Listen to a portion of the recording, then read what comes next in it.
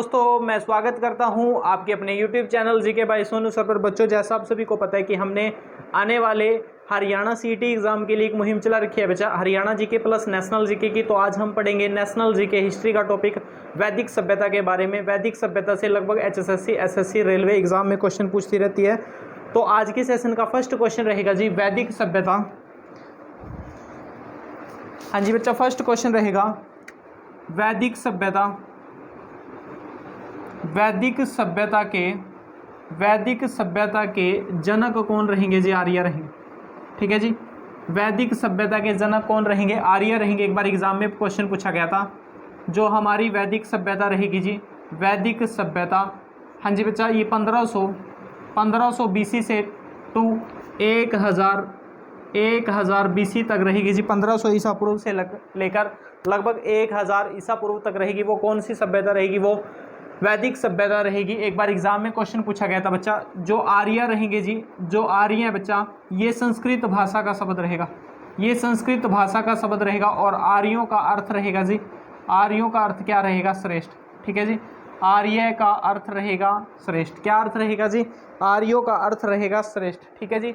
हाँ जी, नेक्स्ट आते हैं जी, जो आर्य थे भाई, जो आर्य रहेंगे बच्चा, इसको लेकर इतिहासकारों में बड़े ही मतभेद हुए कि आर्य कहाँ से आए थे, भारत के थे या बाहर से कहीं से आए थे। जो आर्य रहेंगे जी, ये जर्मनी वैज्ञानिक रहेंगे बच्चा। एक जर्मनी वैज्ञानिक मैक्स मुल्लर के अनुसार, हाँ जी बच्चा, मैक्स मुल्लर के अनुसार ये मध्य एशिया से आए थे। जो आर्य रहेंगे जी, ये किस कंट्री से आए थे? मध्य एशिया देश से आए थे आर्य।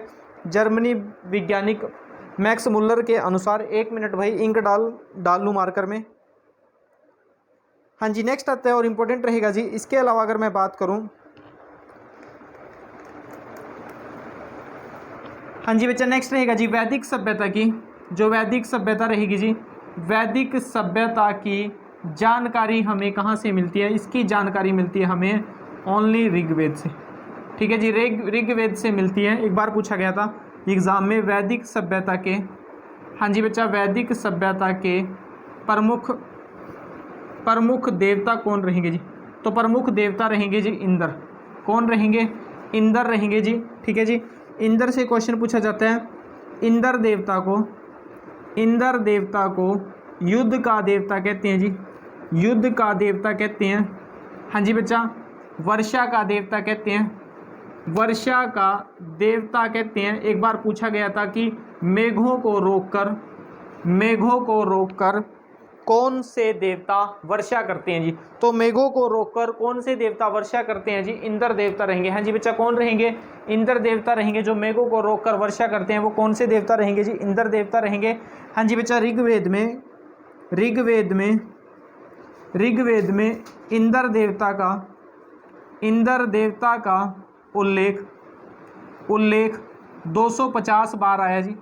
250 बार आया जी इंद्र देवता को। और इंद्र देवता को, हाँ जी बच्चा, इंद्र देवता को ऋग्वेद में पुरंदर भी कहते हैं। ठीक है जी, पुरंदर के नाम से जानते हैं किसको? इंद्र देवता को। एक बार सेशन को शेयर कर दीजिए और वीडियो को लाइक कर दीजिए। जिन बच्चों ने चैनल को सब्सक्राइब नहीं किया वो चैनल को सब्सक्राइब कर दे। हाँ जी बच्चा, नेक्स्ट आता है और इम्पोर्टेंट रहेगा जी,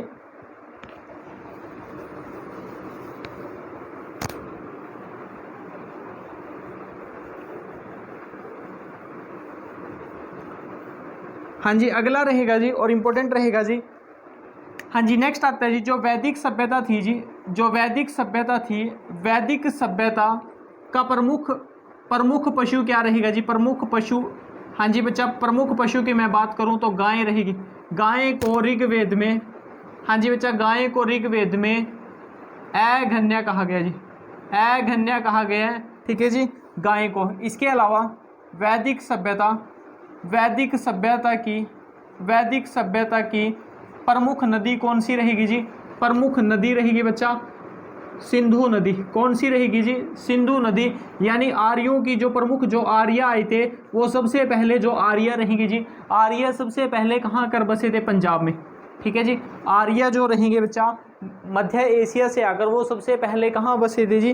पंजाब में रहेंगे। और सिंधु नदी के किनारे आकर बसे थे। सिंधु नदी उनकी प्रमुख नदी रहेगी। इसके अलावा आर्यों की, हाँ जी बच्चा, आर्यों की पवित्र नदी कौन सी रहेगी जी? जो पवित्र नदी रहेगी वो रहेगी जी सरस्वती नदी। सरस्वती नदी रहेगी जी आर्यों की सबसे प्रमुख या पवित्र नदी कौन सी रहेगी जी? सरस्वती नदी रहेगी आर्यों की। हाँ जी, नेक्स्ट आता है बच्चा, इसके अलावा जो आर्य थे जी, आर्यों का मुख्य व्यवसाय क्या रहेगा जी? मुख्य व्यवसाय इनका क्या था जी? इनका मुख्य व्यवसाय था एक तो पशुपालन करना जी, पशुपालन और युद्ध करना। ठीक है जी, पशुपालन और युद्ध करना। जो युद्ध होते थे, ज़्यादातर जो युद्ध रहेंगे वो गाय को लेकर होते थे। गाय जो रहेगी उपभोग की वस्तु रहेगी, उपभोग की वस्तु रहेगी जी। ठीक है जी, ज़्यादातर जो युद्ध रहेंगे वो गाय को लेकर होते थे और गाय क्या रहेगी जी? उपभोग की वस्तु रहेगी गाय। हाँ जी बच्चा, नेक्स्ट आता और इम्पोर्टेंट रहेगा जी, भारत में वेदांगों की संख्या, वेदांगों की संख्या कितनी रहेगी? वेदांगों की संख्या रहेगी 6। वेदों की संख्या अगर आपसे पूछे, वेदों की संख्या कितनी रहेगी जी? 4 रहेगी। ठीक है जी, और पुराणों की संख्या कितनी रहेगी? पुराण कितने हैं जी? 18 पुराण रहेंगे। ठीक है, हाँ जी बच्चा, रट लो फैक्ट को। आपसे एग्जाम में क्वेश्चन पूछेगा कि वेदांग कितने हैं भाई? 6 वेदांग रहेंगे। वेद कितने हैं जी? 4 वेद रहेंगे, ऋग्वेद, सामवेद, यजुर्वेद और अर्थवेद। पुराण कितने रहेंगे? 18 पुराण रहेंगे। हाँ जी बच्चा, नेक्स्ट आता और इम्पोर्टेंट रहेगा,